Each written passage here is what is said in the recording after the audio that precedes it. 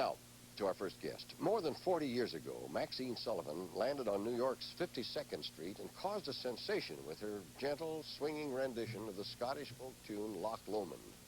And last year, she caused a sensation again, this time by winning to her unexpected Tony nomination as the Best Actress in My Old Friends, a small but spunky show about life in a retirement hotel.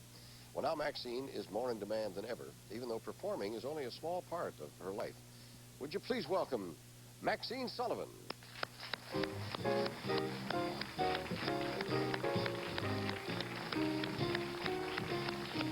May not move as fast as I once moved. Time in which I run the mile has not improved. But don't get nervous. Let us not forget there's still a little starch left in the old girl, yeah. It takes me longer to get into my shoes, and every time my birthday comes, it's real good news.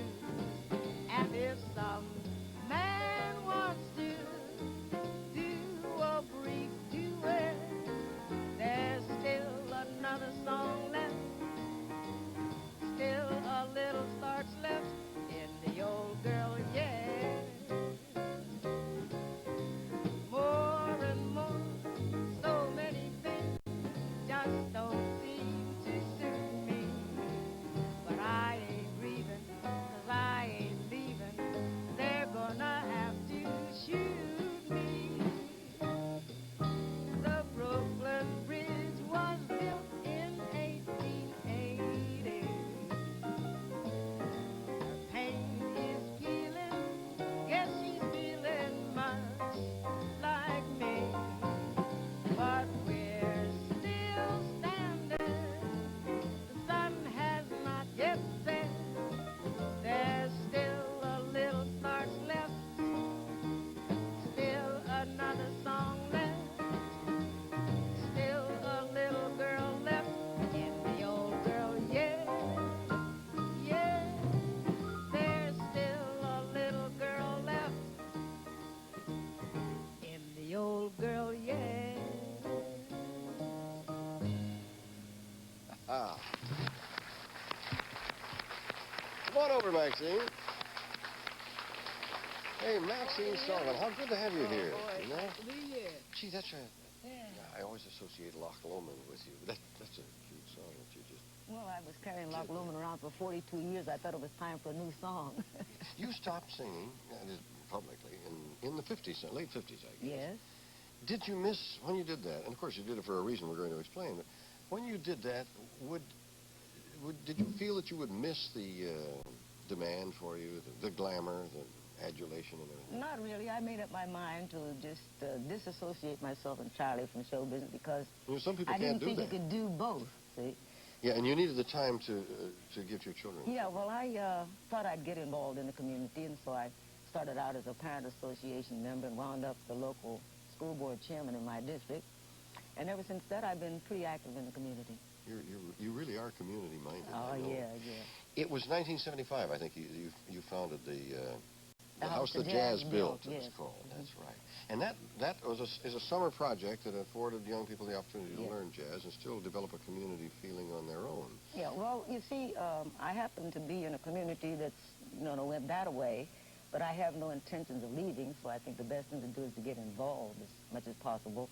What does this kind of activity now, this volunteer activity, mean to you at this stage in life? Well, I find that in most instances, there are a lot of areas where some of the people just don't know where to turn for this, that, and the other. You'd be surprised. You walk out in the street, everybody's frustrated, they don't know where to go.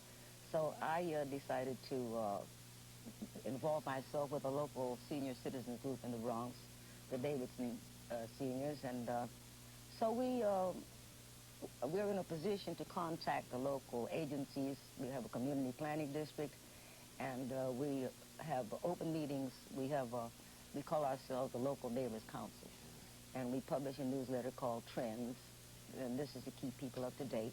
And you've accomplished a lot, I know, through this organized effort. Do you find, or do you think that most communities would find, if they looked into it, if they had somebody like you, that older citizens would be anxious to move forward and accomplish some things in the community, in the reduction of crime and the cleaning up of vacant lots? I'm sure that they would be. The only thing is I find that they don't know where to go first.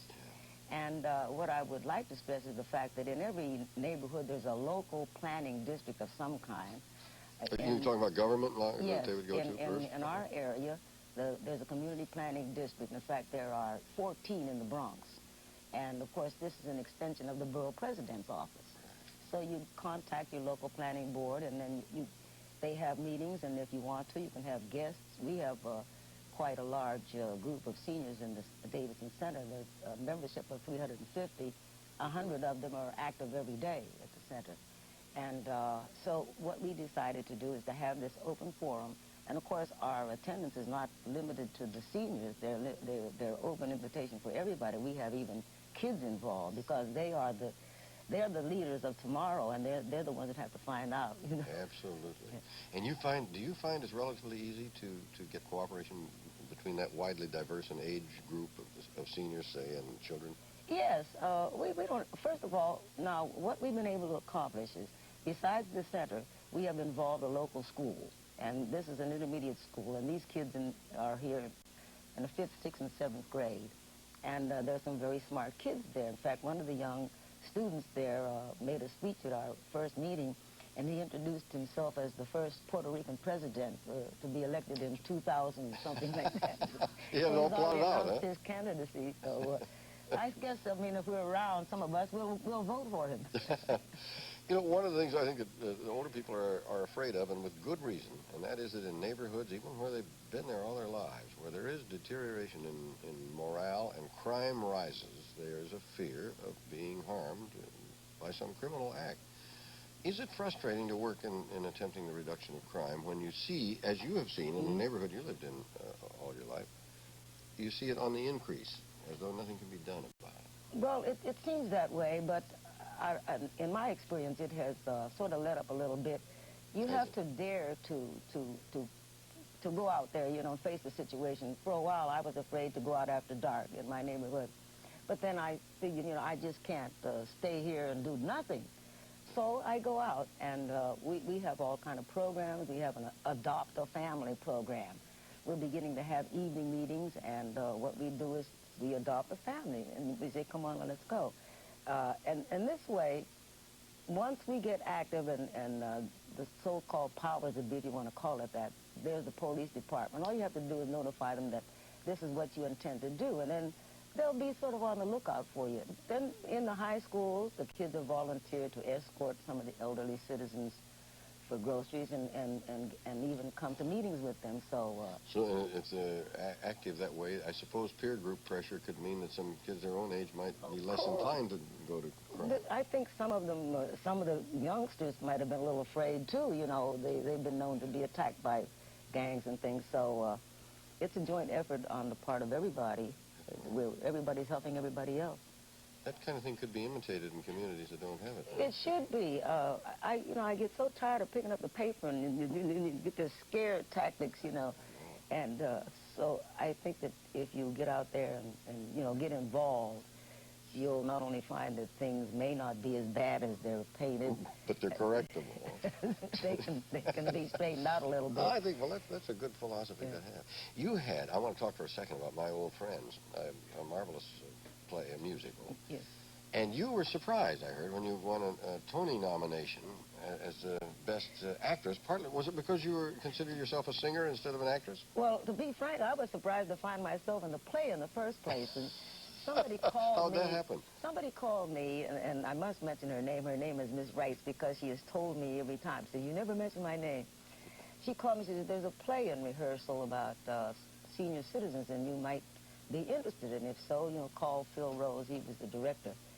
So out of curiosity, and I guess I like to follow through on suggestions, I called Phil. Of course, Phil Rose had known Maxine Sullivan, you know, from years back. He didn't believe it was me. He says, well, you know, there's a small party, but I don't think you'd be interested. So I said, well, I'd like to take a look at the script. So I said, well, I'm interested. So the young men who wrote the book, Norman Sachs and Mel Mandel, they're too young to know anything about Maxine Sullivan. So Phil got in touch with them, and they ran over. And there's a book out called The Street That Never Slept. It's all about 52nd Street. And in it, I was interviewed by Arnold Shaw, and I mentioned when I started back singing that I appeared, and I said, you know, there's still a little starch left in the old girl yet. So they went out and wrote the song. How nice talking to you. Yeah. And good luck in that, and congratulations on the excellent work you're doing. Well, as I said, there's still a little starch left in the old girl There sure yet. is. Maxine Sullivan. Terrific.